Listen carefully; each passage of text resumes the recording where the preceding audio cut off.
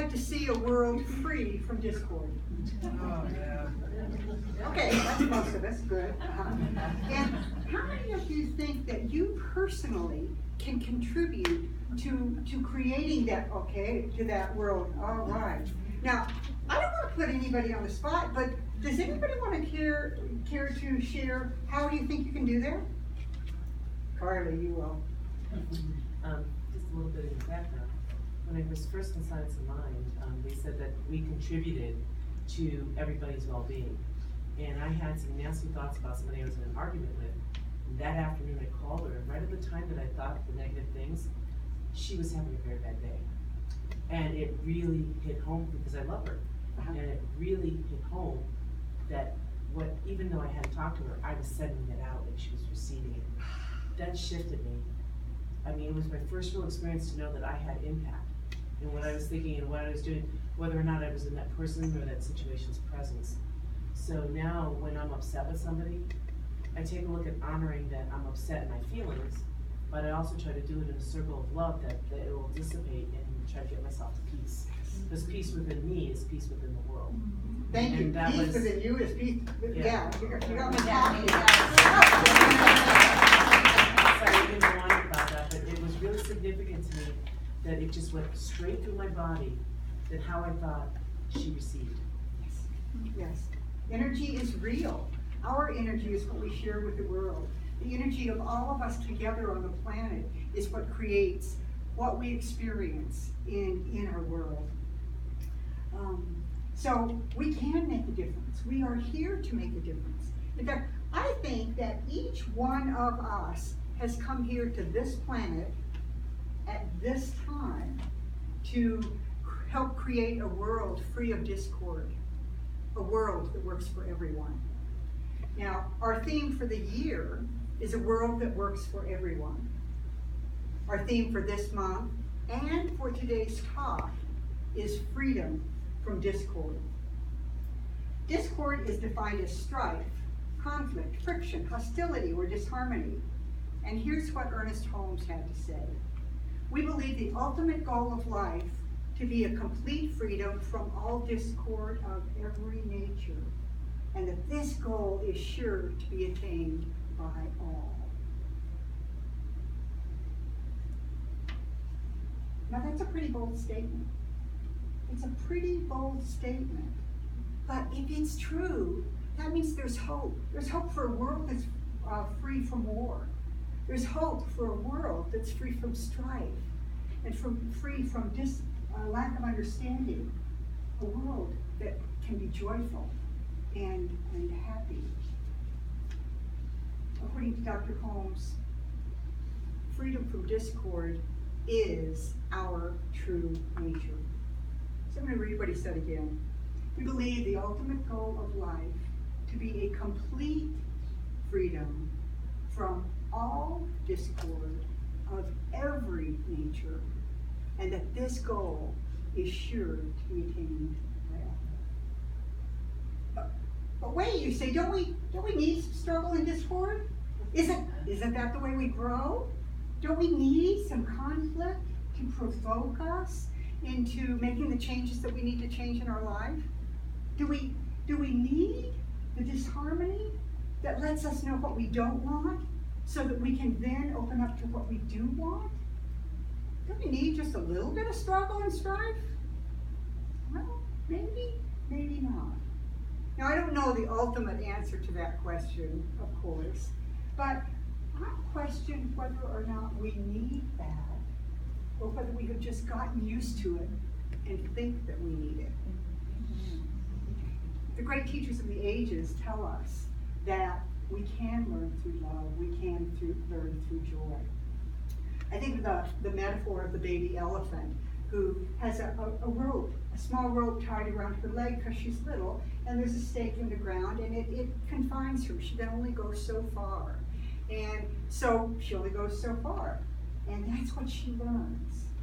And then even as a big, old elephant, she can be contained with a small rope around her leg attached to a small stake, something that she could easily break.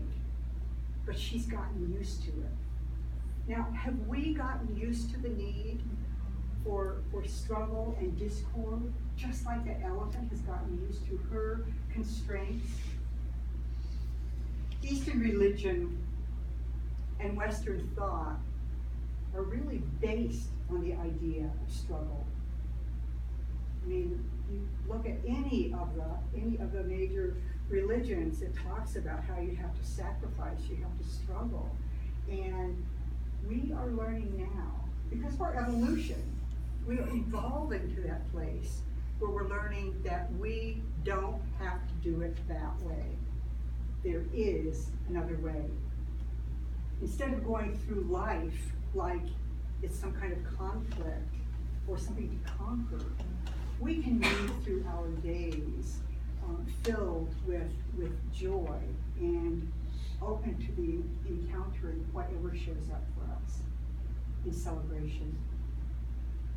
We teach that life is goodness, godness, always expanding. For that's what God does.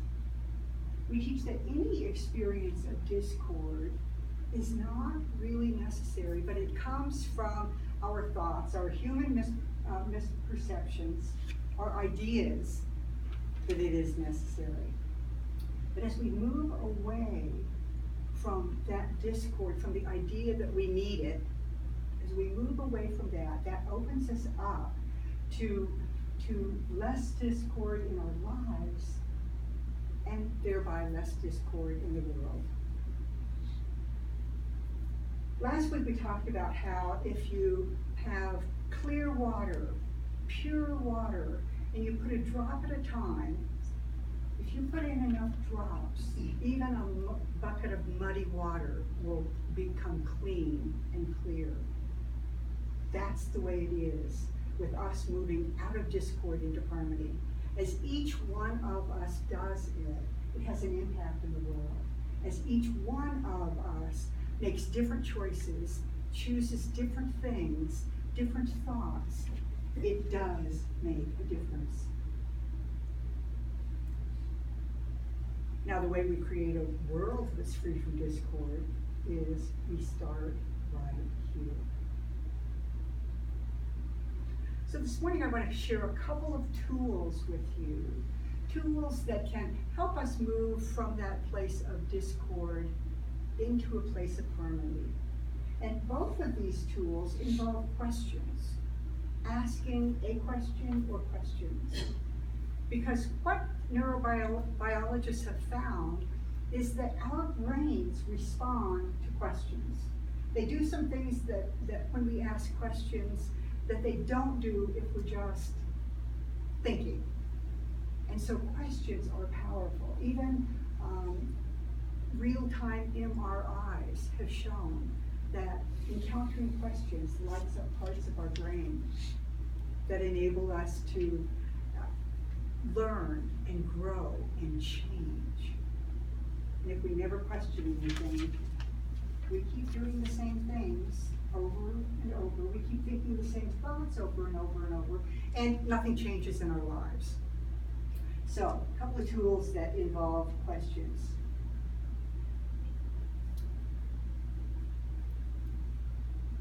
The first tool is a question. And the question is, do you want to be right? Or do you want to be happy? You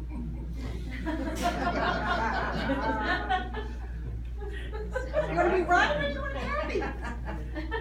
Now, I don't know about any of you, you may not relate to this, but there have been times when I have thought that if I could just get my point spoken clearly enough, if I could just be eloquent enough, could just say the right words in the right way with the right tone of voice, then the person on the other end of the political spectrum would see the light.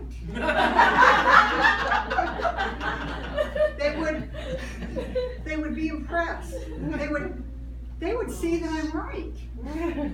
Now, if that doesn't work, I tend to speak louder and repeat myself over and over and over and over and over. I don't know if any of you can ever relate. But what happens is that I have come to realize that, no secret here, it doesn't work. It just absolutely doesn't work. But what it does do is it makes me upset. Because I'm right in there with all my energy, I want something to happen, I wanna be right, my ego is really, really tuned in. And I know nobody else has egos like that, but, so I notice that I'm doing it just because I want to be right. Just because my ego wants to feel superior, wants to feel like I'm the one that knows what's going on. Now, I like to think I don't do this anymore, and I think I'm getting better at it. And the reason for that is I would rather be happy than right.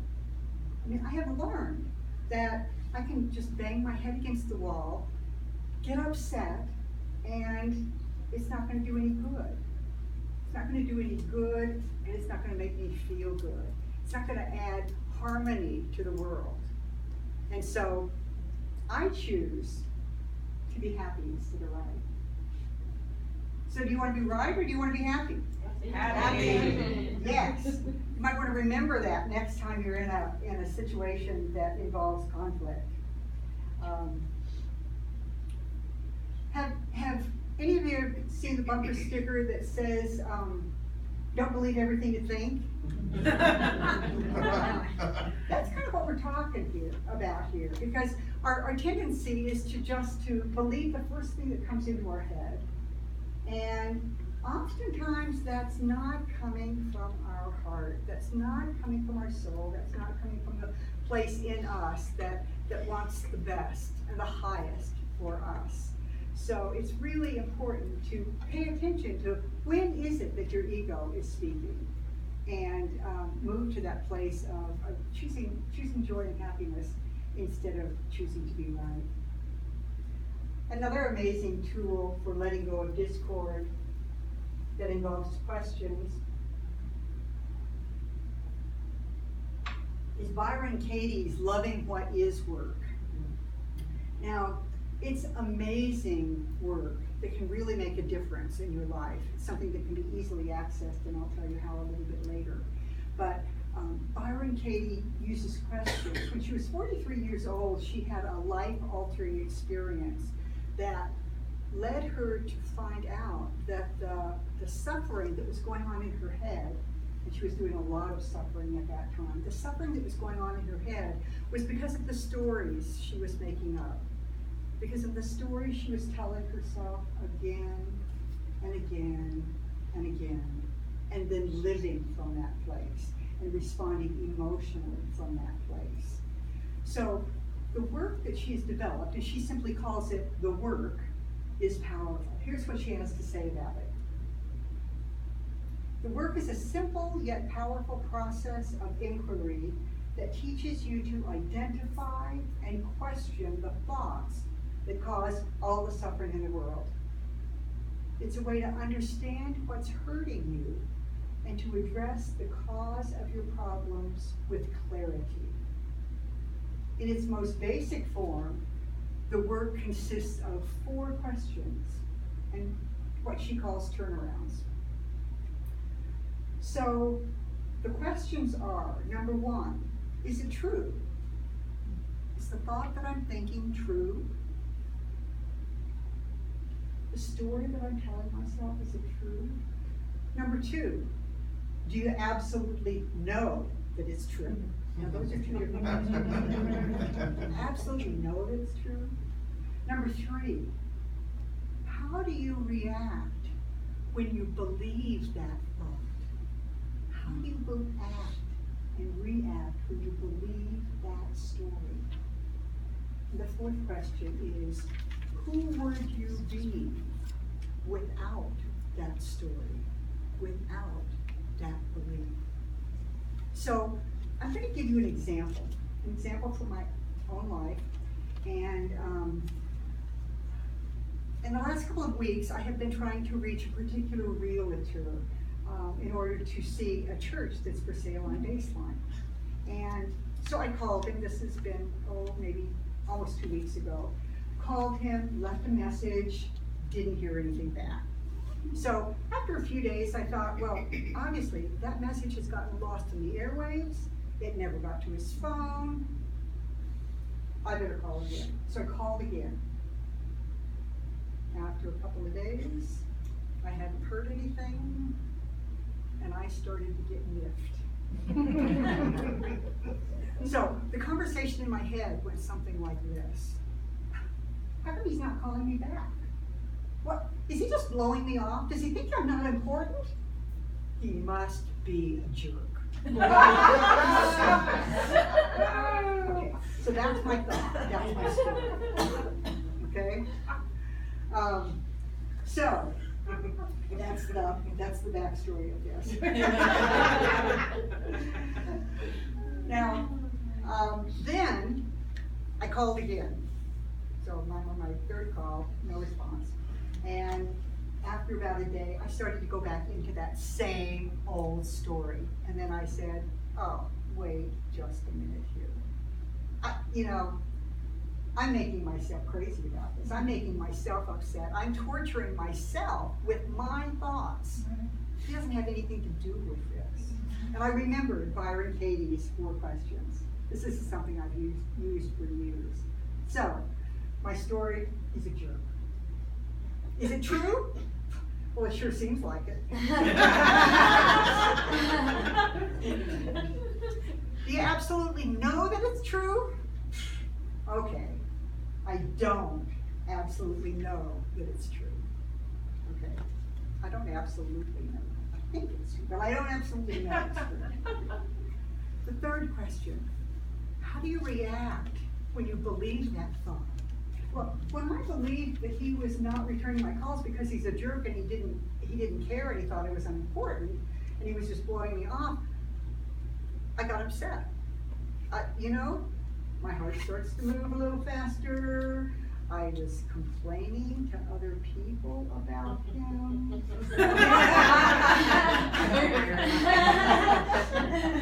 Yeah, Mary's nodding. I was obviously not in harmony with him. I've never even met the guy, never talked. He's actually a nice guy. I sure is. Yeah, that's the proof of the pudding here, So, but, when I believed my story, I made myself miserable about it. Now, the 4th question, who would you be without your story? Now, if I hadn't believed that story, I would have been in a place of peace. Now, I probably would have been really, really curious about what was going on with his phone, what was going on with his schedule, what was going on in his life. But I didn't need to make myself crazy about it. So those are the 4 questions. Then what Katie suggests, because her name is Byron Katie, but she goes by Katie, then what she suggests is that you do what she calls a turnaround. You find at least a couple of different things that are kind of the opposite of what your thought was, your story, and a couple of things that could be true. So here were my turnarounds. He's not a jerk. That could be very true. I mean, and it is. I heard it from other people. He's not a jerk. It could be that maybe his voicemail is just really messed up and has been for a couple of weeks. Maybe there's some kind of crisis going on in his family. Maybe he's in the hospital. Maybe he's in need of prayer.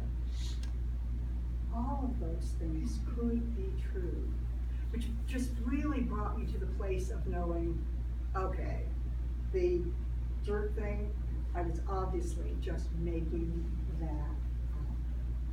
Now another possible turnaround is not that he's a jerk, but that I'm being a jerk. I'm being a jerk by judging him.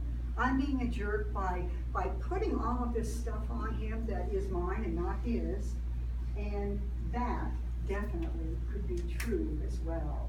It could be just another opportunity for the universe to show me just how good I am at making up stories, because I'm quite imaginative, and how it doesn't serve me when I do. So that's the process that Byron Katie calls the work. 4 questions and some turnarounds.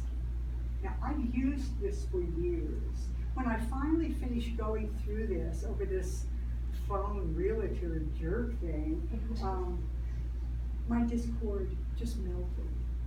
It faded away. My anger dissipated, and I was able to move back into that place of peace. And almost every time I do this sort of thing, which is, you know, when I'm pretty upset, Mary sees me get out my tablet, and I start, because Byron Katie recommends that you write this stuff, yeah, and I throw it away after I write it. But you know, when I get upset, this is one of my go-tos, because it works, and often I end up just being amazed at the ridiculous stories that I have made up and how they have affected my life. If you would like to explore Byron Katie's work, you can access everything you need by going to thework.com. Thework.com. She has the forms that you can fill out that take you through the process, and she has videos on there of her working individually with people. She is a master at this. I've seen her in person, and she's just absolutely really good at letting people come back to a place of freedom from discord, a place of harmony, a place of being able to move forward in their lives, contributing to the harmony of the world instead of the discord. So, if freedom from discord is sure to be attained by all, as Ernest Holmes says, as he taught, then freedom from discord is available to us right now. We can do that by having the intention of letting go of discord. Now, sometimes it means that we're not gonna even argue about something. Sometimes it means that we just step away. Not that we're gonna step away from something that is important ethically or that is really important to us, but sometimes we get the chance to just step away when we know it's just our ego wanting to do its thing. So we are at choice. By letting go of our idea that we need struggle and discord, and by finding tools and using them is the important part, using tools that help us move out of that place of discord, we contribute to a world that's free of discord. We can contribute to a world that works for everyone and for all of life. So it's up to us to teach peace. It's up to us to speak from a place of love. It's up to us to be examples of the joy that is possible. It's up to us to create lives that are free from discord. And as we do this, it shows others that they can do it as well. And it spreads. And it spreads. And it spreads. As one human family, the decisions that each of us make do make a difference, just like those drops of clear water. Enough drops of harmony, and voila, we live in a world free from discord. I invite all practitioners and practitioner students to stand with me in high consciousness as I move into prayer. I love this imagery. And so we sink into that place of harmony, that place of intelligence, that place of joy and love, that place that is creation, that place that is all that ever was, all that ever will be. Oh, it goes by so many names. I call it God. I call it God, knowing that it is the only thing happening here. It is the very life that lives me. It is the very life that lives each person who hears my voice.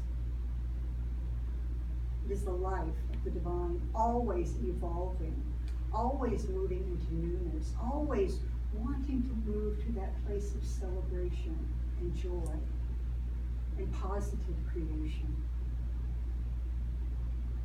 And so knowing that there's only one of us here, just God, what I claim for us going forward into this week is that we remember that we have choice. We remember to ask the questions, either the Byron Katie questions, or simply the question, do I want to be happy or do I want to be right? And so in that process, we open to the divine. We are guided, we are blessed.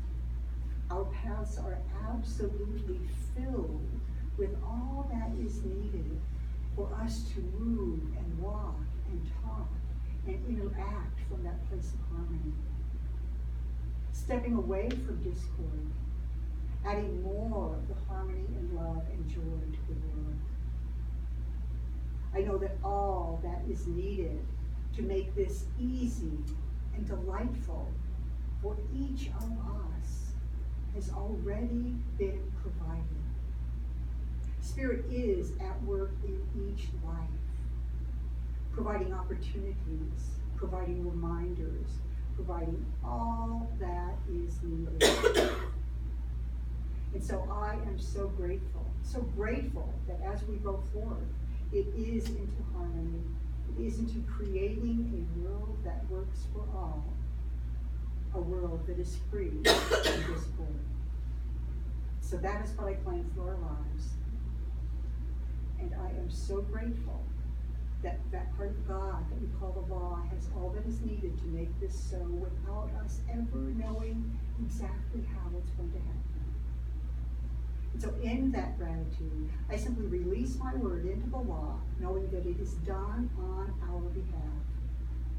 All that I have spoken, all that I have called forth is now available for each of us to take with us, to use, to enjoy, and to share. All of this unfolds for the highest good and greatest joy of all concerned. And so it is. So it is.